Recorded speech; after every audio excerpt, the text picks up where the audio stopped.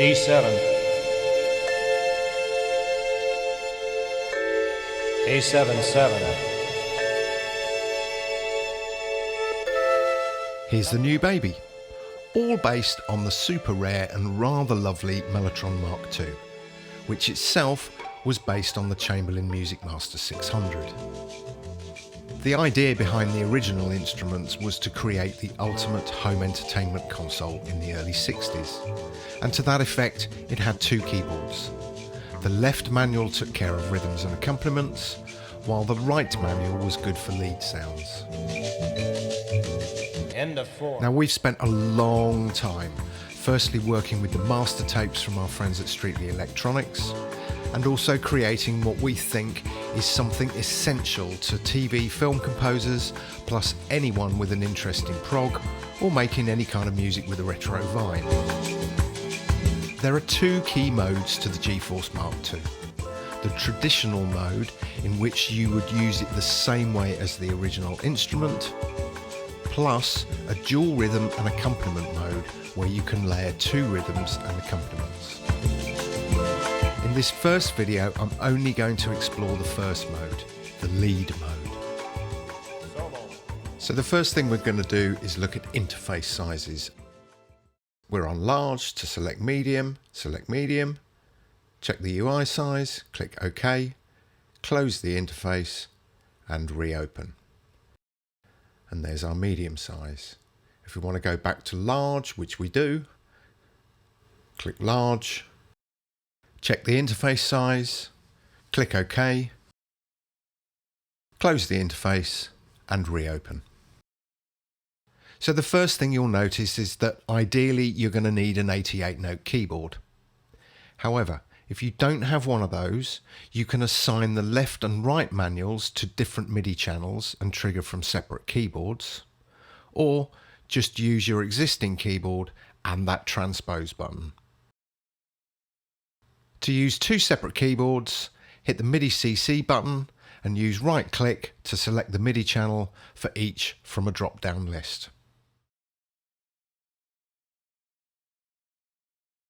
Now the first thing we always recommend is that you pick a rhythm, and by clicking on the display here you can see we have tapes from the Chamberlin plus the M-Tron Mark I and Mark II.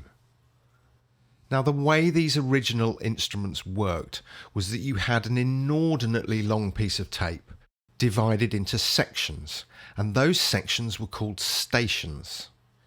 Each station contained 3 tracks, and each of these 3 tracks was in a different style but usually conformed to a specific tempo. Hence the moniker of a station 2, TA for track A, which gives us a rumba at 125 BPM in the key of C. Loading that set of tapes now gives us a host of rhythms that we can trigger from our keyboard, starting with the bottom G, which on most Mark II tape banks will be an end motif.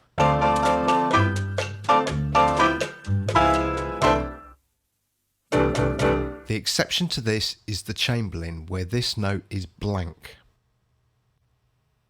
Other notes trigger different motifs in different chords, but all within the overall key signature of C.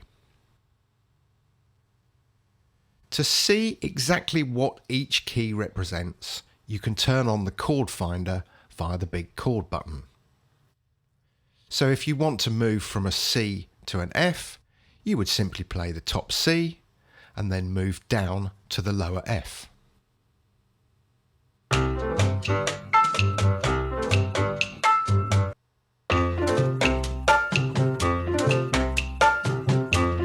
As if that's not cool enough, we can now load a range of accompaniments to play alongside our rhythms.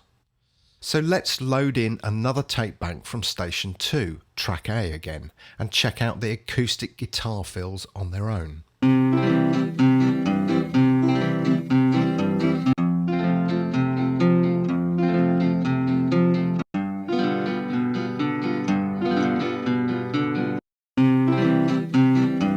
You can see from the chord finder as to which keys trigger which rhythms and which accompaniments. And while initially it looks a bit all over the place, it does actually make perfect sense. We start with the bottom G sharp and the top C sharp, and we work our way up chromatically until we reach the end of the accompaniments, where we then switch to octaves.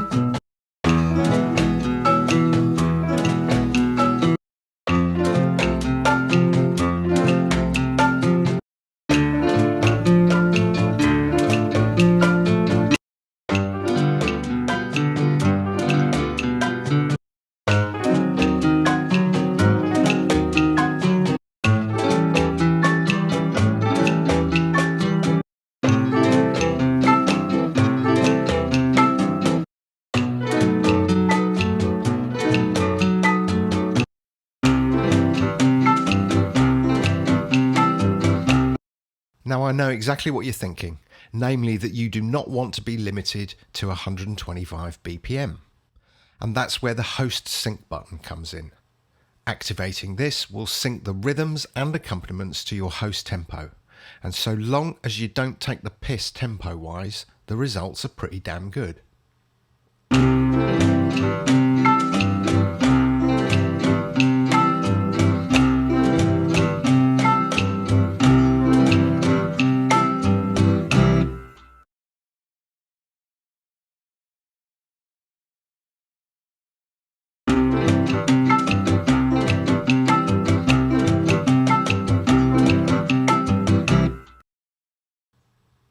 In terms of sound shaping features, most of what we have here is self-explanatory.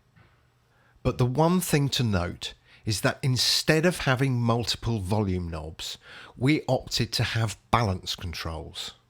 Why? Well, in early builds, we found that the gain structure would get out of hand as we started with a rhythm, then added an accompaniment, then added leads. So now we suggest you set a master volume and then use the balance controls to obtain the relative levels between rhythms and accompaniments, and ultimately the lead sounds too. After all, everything in life is about balance. So on the left manual, aside from balance between rhythm and accompaniment, we have pan,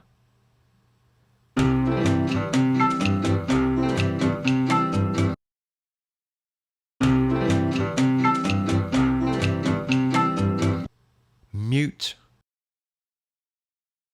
tape reverse,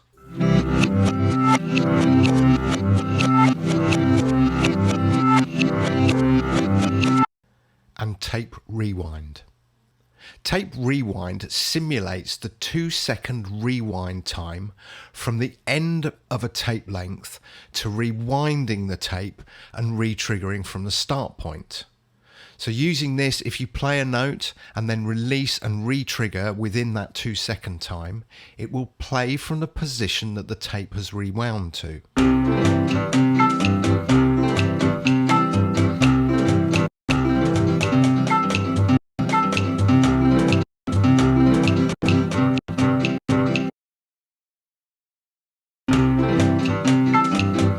Now granted, it's not useful on rhythms and accompaniments, but it's great for leads. Other controls are for pitch, where without host sync it behaves in the same way as tape, i.e. speed it up and the tape plays faster, and vice versa.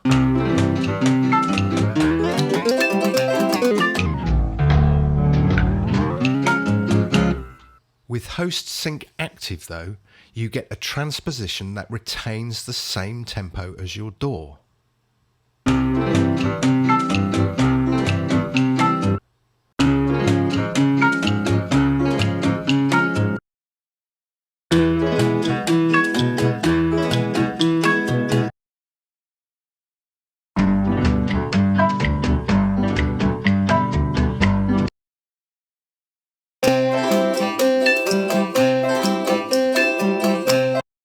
finally, we have a high pass and a low pass filter.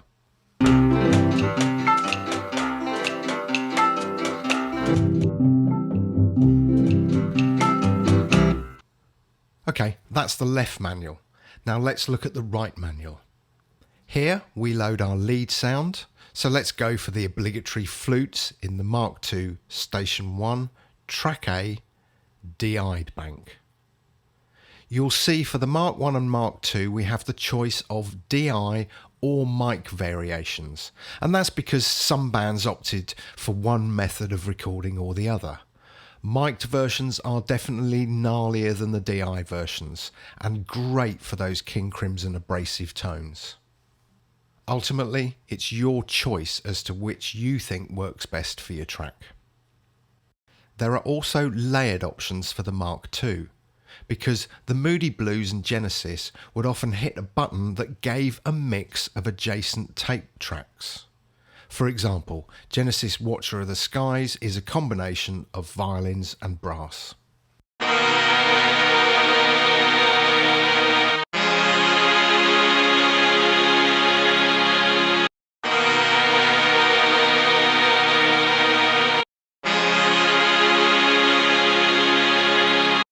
In terms of controls, we have the same as the left manual, plus a huge balance knob to balance between the two manuals.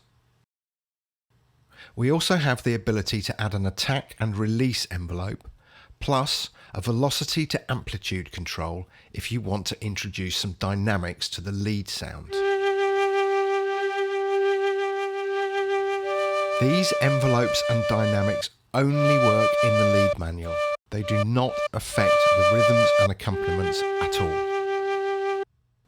Other than that, we have an aftertouch to break function, where the aftertouch of the lead manual only creates a semitone pitch drop.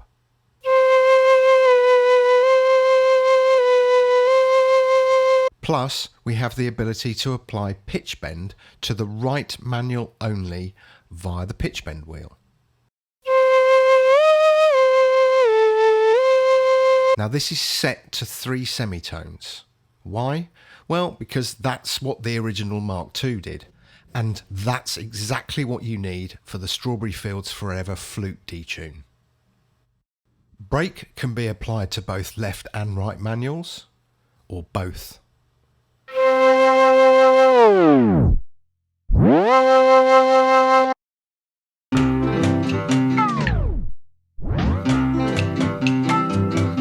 And then we get to the effects. A simple delay is up here and can be applied to left, right or both manuals. The same is available for the reverb.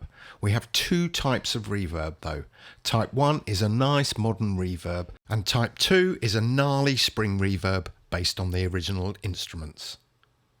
In the next tutorial, I'll look at the rhythm and accompaniment mode, where you can layer 2 rhythms and 2 accompaniments and trigger each via a single key. Thanks for watching.